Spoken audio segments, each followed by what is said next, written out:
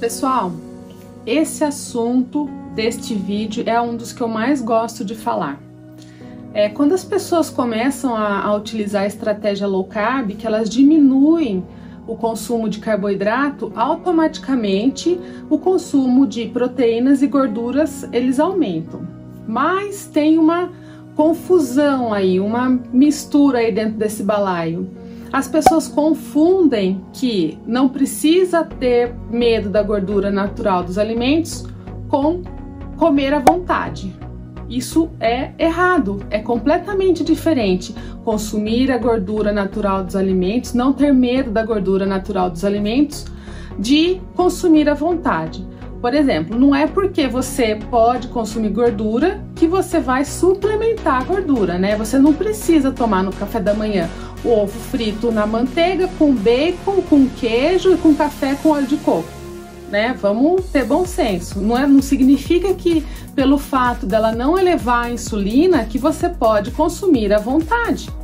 Não é assim que funciona. O que eu quero dizer com não ter medo da gordura natural dos alimentos? Eu quero dizer que você não precisa comprar produtos light, não precisa comprar produto desnatado, você não precisa tirar a pele do frango. É isso que eu quero dizer, né? Não precisa suplementar também essa alimentação com gordura. Por exemplo, se você vai comer um queijo, você não precisa colocar azeite em cima do queijo. Se você vai preparar uma carne que ela já é meio gorda, você não precisa colocar banha. É isso que eu quero dizer com não ter medo da gordura natural dos alimentos. É importante ressaltar que a gordura é um nutriente denso. A gordura, ela é calórica, poucas quantidades, ela já é suficiente para cumprir o papel que ela tem. Agora o que eu quero falar um pouquinho é da combinação carboidrato com gordura. Presta atenção que isso é muito importante você entender. Eu quero te falar que o nosso corpo, ele produz colesterol.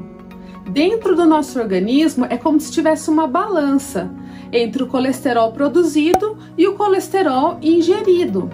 O colesterol que a gente ingere, ele corresponde a no máximo 20% do colesterol circulante no nosso sangue. Então, partindo dessa premissa, pense, seria muito difícil a gente ter alteração nos nossos exames, alteração desse colesterol proveniente apenas da nossa alimentação, né?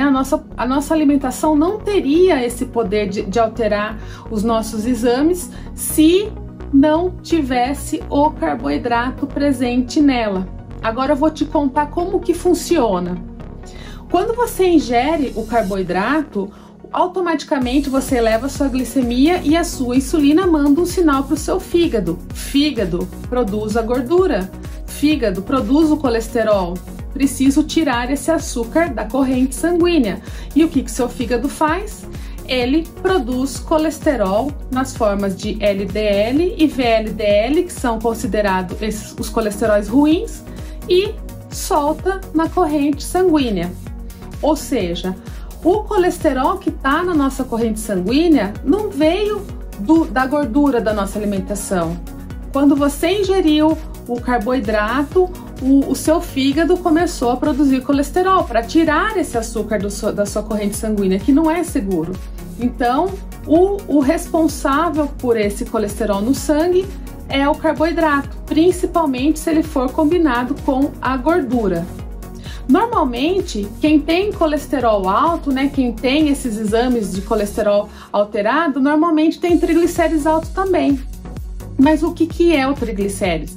Triglicéridos são 3 moléculas de glicose que juntas formaram uma molécula de gordura. Por que isso acontece?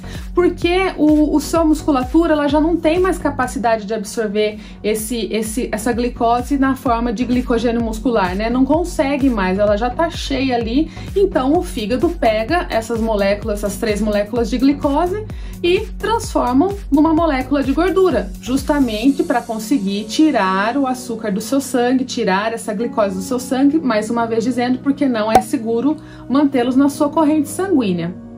Então, mais uma vez, o triglicérides, quem é responsável? Não é a gordura da alimentação, e sim o carboidrato.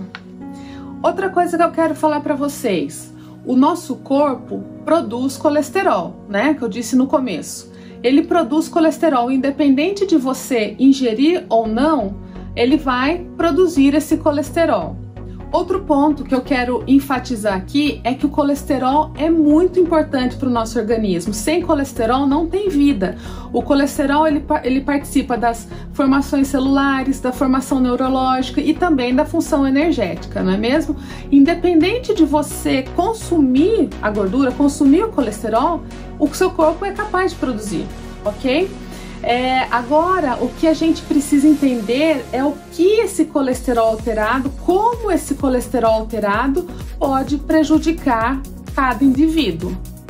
Qual o risco que esse colesterol alterado tem de formar placas nas suas artérias, de causar um entupimento nas suas artérias? Temos que esclarecer muito bem esse ponto. Será que é o colesterol que é responsável por isso? Vamos entender então como funciona o entupimento das artérias. Para que haja o entupimento das artérias, primeiro tem que haver uma lesão endotelial. O que é uma lesão endotelial? É uma fissura, é uma rachadura dentro da sua parede das artérias. Aí o que acontece? Lembra daquele VLDL que o fígado produziu, proveniente do carboidrato? Ele vai lá, ele tem a função de ir lá e se depositar nessa lesão. Isso é uma forma de defesa do organismo, porque sem isso haveria um rompimento, né? Como uma mangueira de jardim que tivesse um furo e haveria um rompimento dessa artéria. Só que com o passar do tempo, esses VLDL formam placas ali na tentativa de fechar aquela fissura, né? E isso, com o passar do tempo, essas placas vão se acumulando e acontece a obstrução da sua artéria, que é o que causa o problema cardiovascular, que causa o infarto.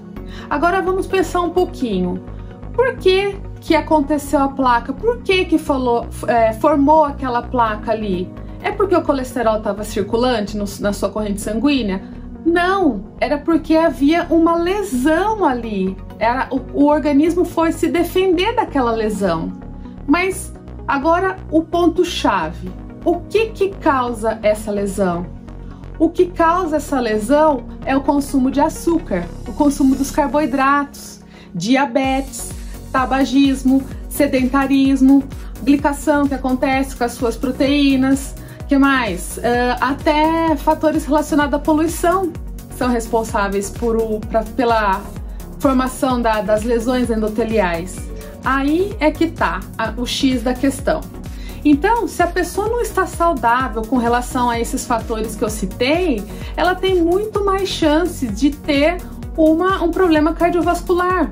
Independente de estar alto, médio ou baixo, não importa qual o valor que está seu colesterol. Se você tem a lesão, você tem o risco de ter a formação das placas e provavelmente terá.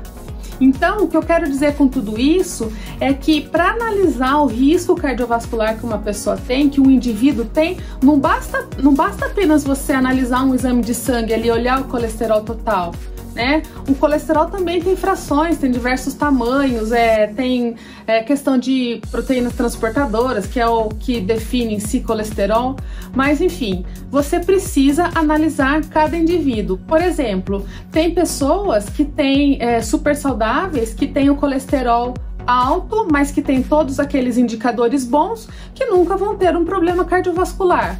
Agora, por outro lado, tem indivíduos que têm aqueles indicadores ruins com níveis super baixos de colesterol e que infartam, né? E que vão a óbito por conta de problemas cardiovasculares.